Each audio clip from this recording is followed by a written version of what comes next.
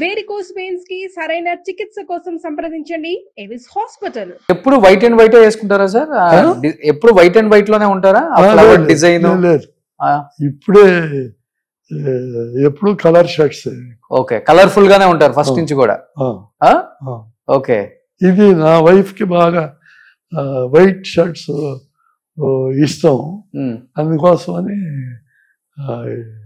White dress లో. ఈ flower మీరే డిజైన్ చేయించుకుంటారా?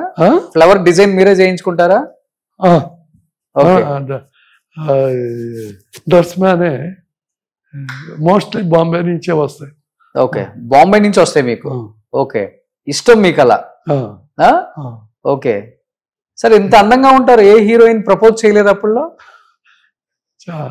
చాలా మంది. అది ఐ లైక్ మై వైఫ్. అంటే పెళ్లి కాకముందు వచ్చినాయి కానీ నాకు ఇష్టం లేదు.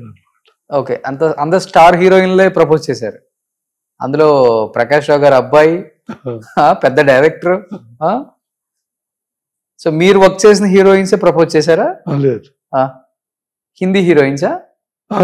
లేదు, అసలు ఎవరిని ప్రపోజ్ చేయలేదు. మీరు కాదు, వాళ్ళు చేశారు కదా. హిందీలో ఒకళ్ళిద్దరు ప్రపోజ్ చేశారు కానీ నేను already married, please don't talk about that.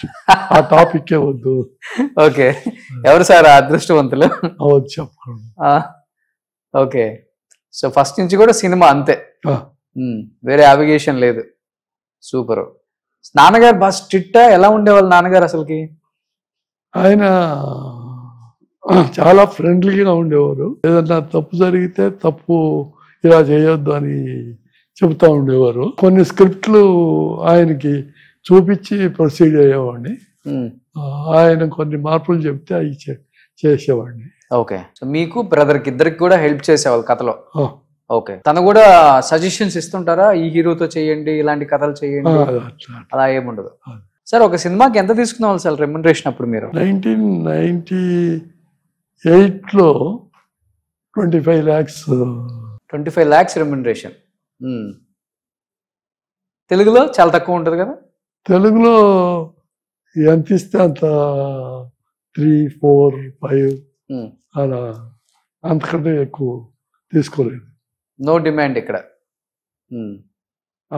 నచ్చిన ప్రొడ్యూసర్కే చేసేవాడిని. మీకు బాగా నచ్చిన ప్రొడ్యూసర్ అంటే ఎవరు? ఇక్కడ తెలుగులో రామనాయుడు గారు.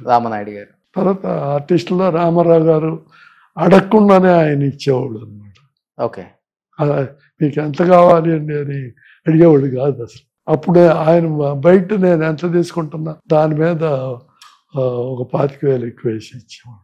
సూపర్.